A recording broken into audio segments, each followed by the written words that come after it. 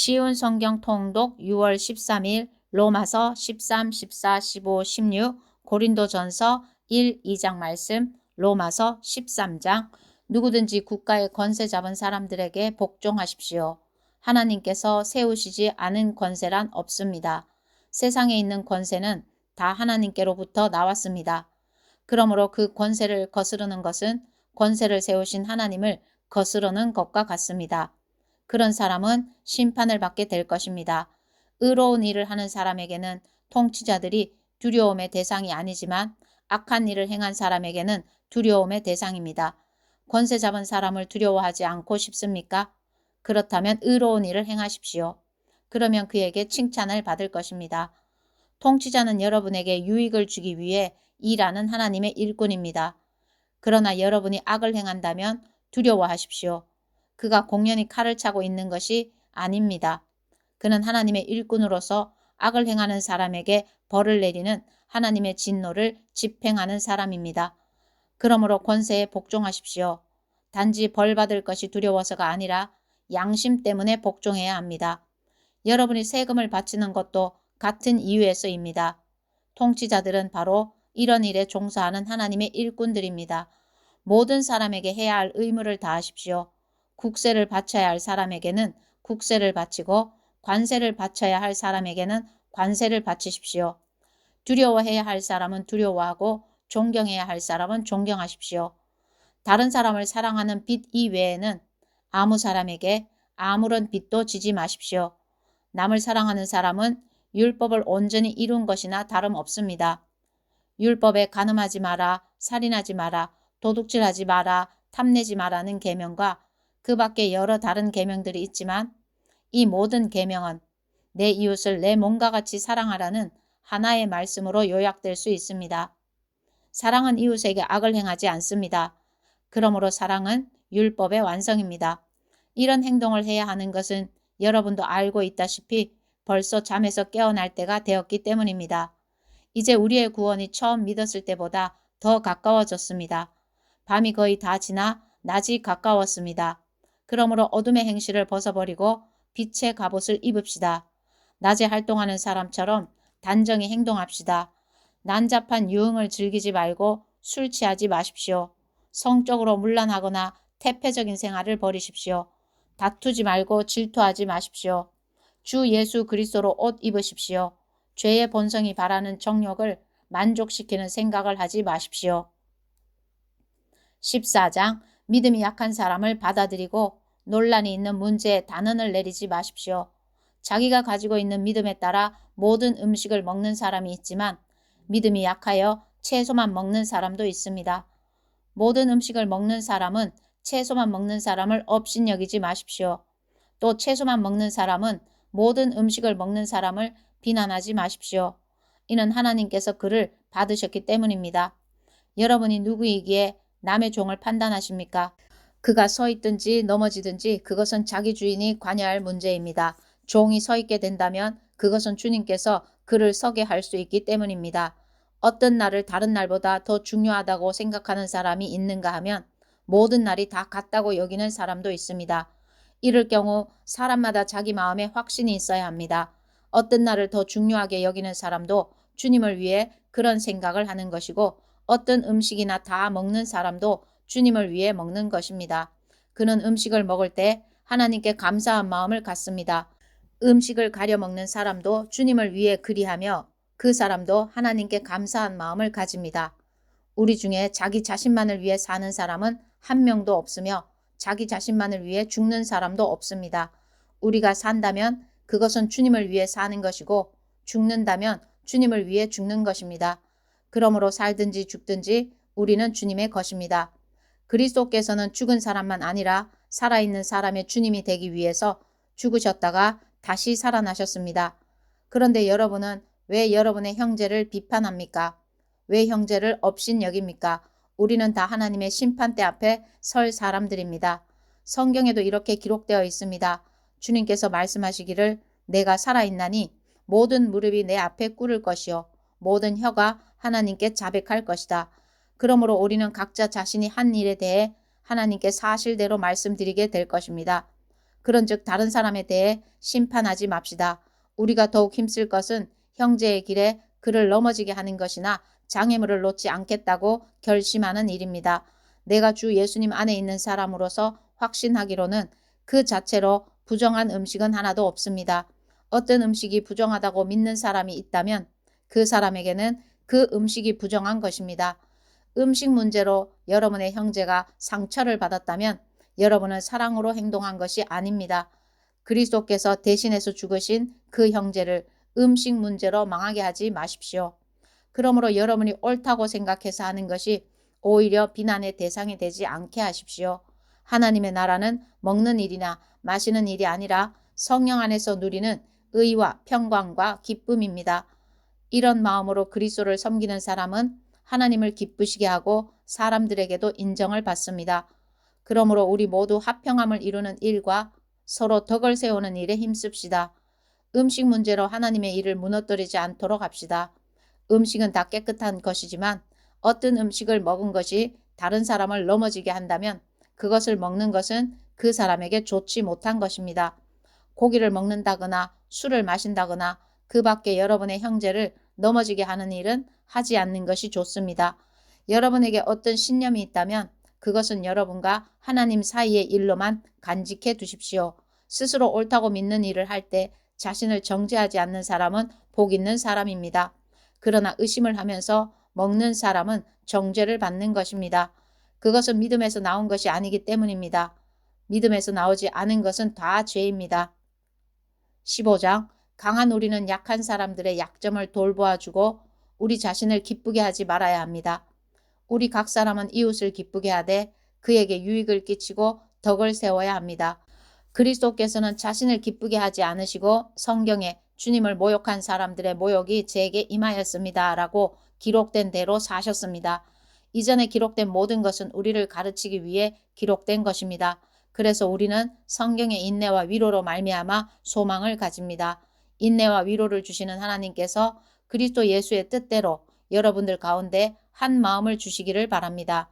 그리하여 여러분 모두가 한 마음과 한 입으로 우리 주 예수 그리스도의 하나님 아버지께 영광을 돌리시기를 바랍니다.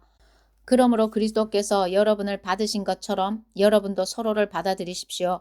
그것이 하나님께 영광이 되는 길입니다. 내가 여러분들에게 이 점을 말씀드리겠습니다. 그리스도께서는 하나님의 진실하심을 드러내시고 하나님께서 우리 조상들에게 하신 약속을 확증하기 위해서 할례받은 사람들의 종이 되셨습니다.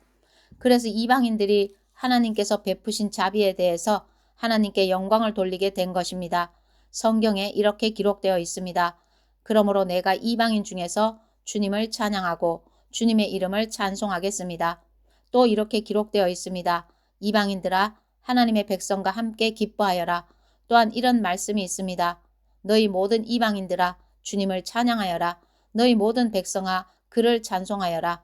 또 이사야는 이렇게 말했습니다. 이새의 뿌리에서 나와 이방인들을 다스릴 이가 올 것이다. 이방인들은 그분에게 소망을 두리라.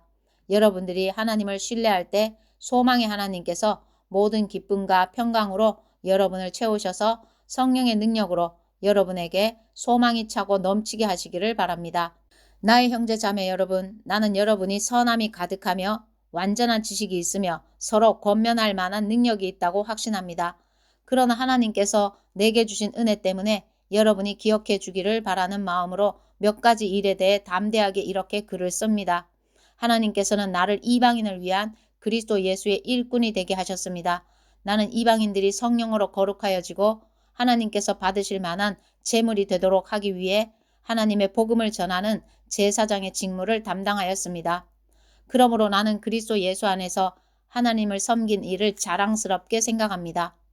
그리스도께서 내가 전하는 말과 행동을 통해 이방인들을 하나님께 복종하게 하신 일 이외에는 어떤 것도 감히 말하지 않겠습니다.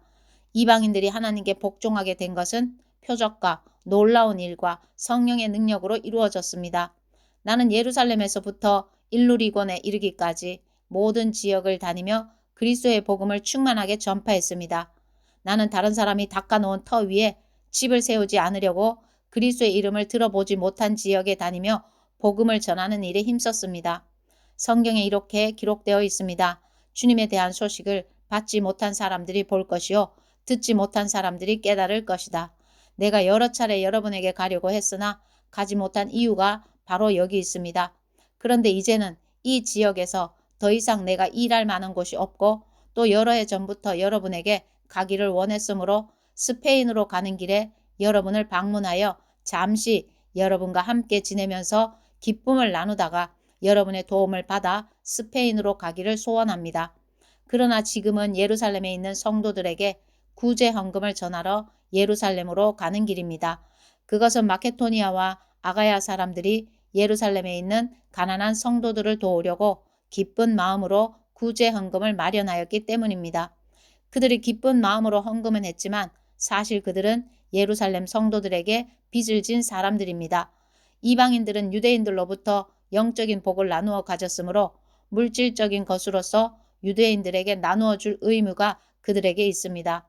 그래서 나는 예루살렘에 있는 가난한 성도들에게 돈을 가져다 주는 일을 마치려 합니다.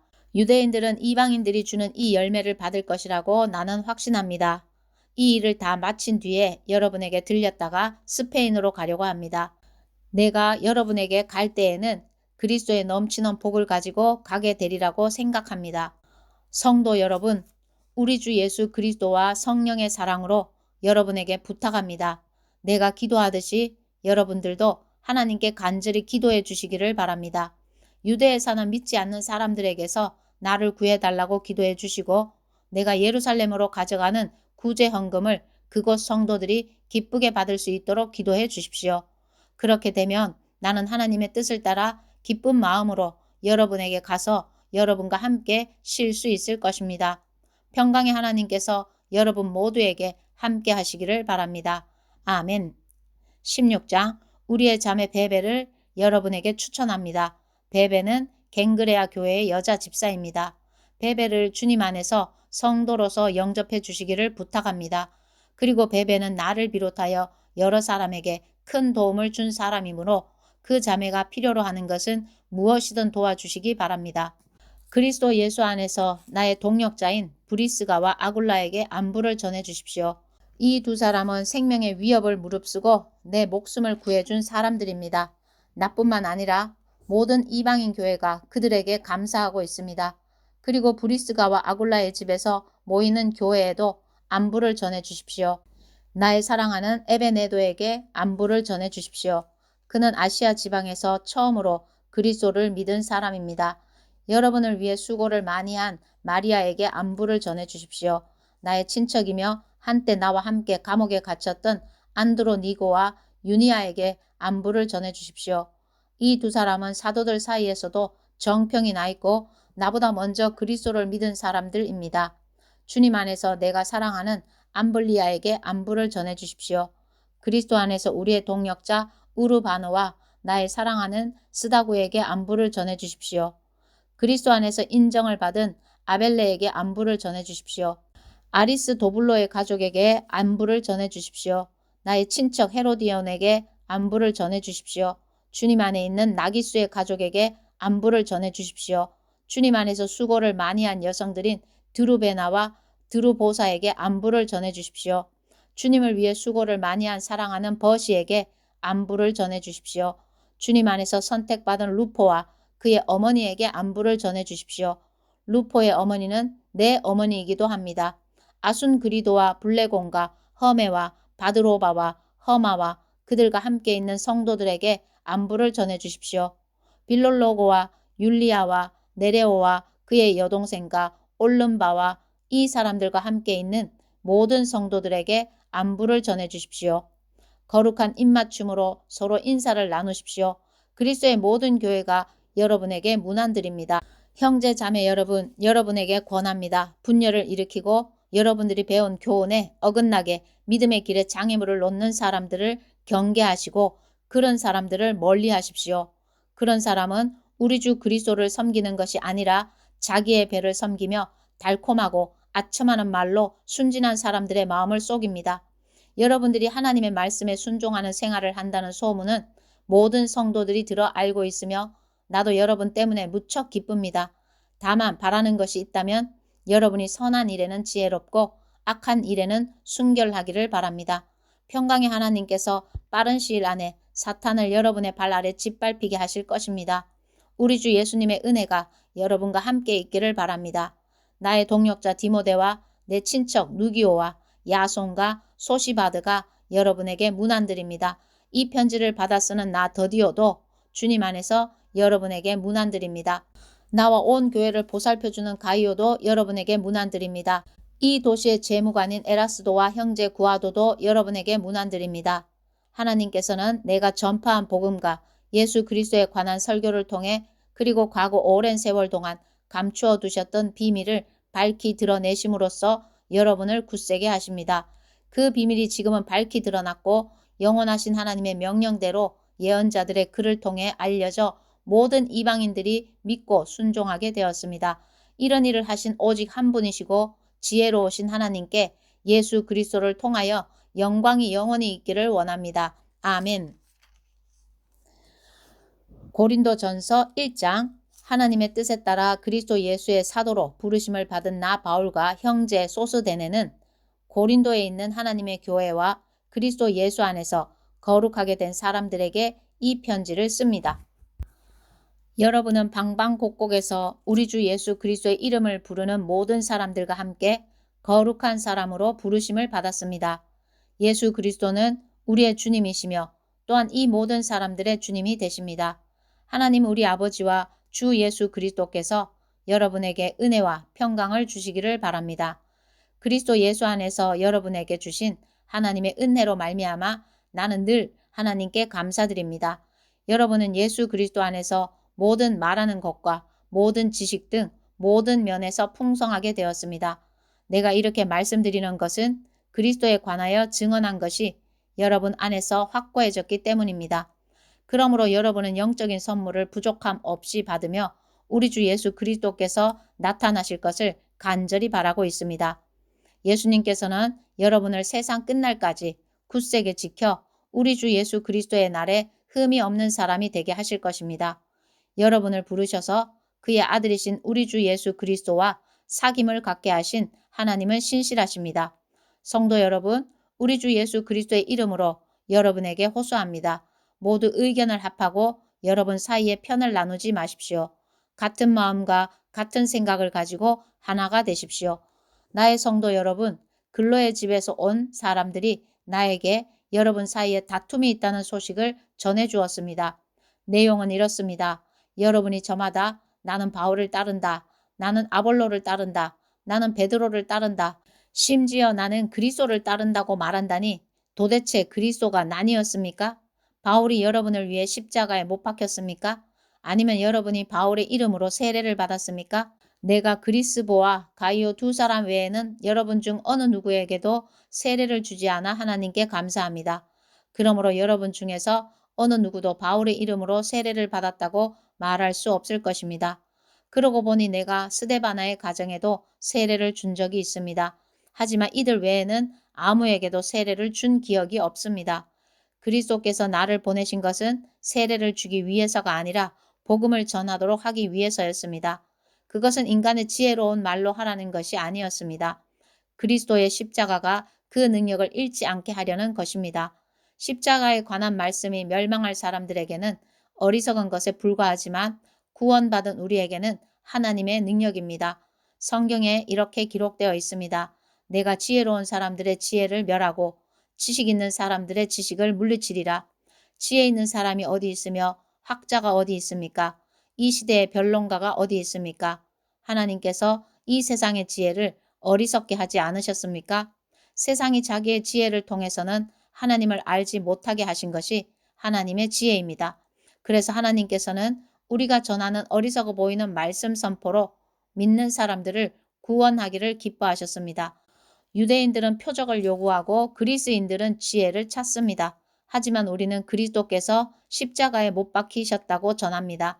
이것이 유대인들에게는 걸려 넘어지게 하는 것이요 이방인들에게는 어리석은 것이지만 유대인이 되었든지 그리스인이 되었든지 부르심을 받은 사람들에게 그리스도는 하나님의 능력이며 하나님의 지혜입니다.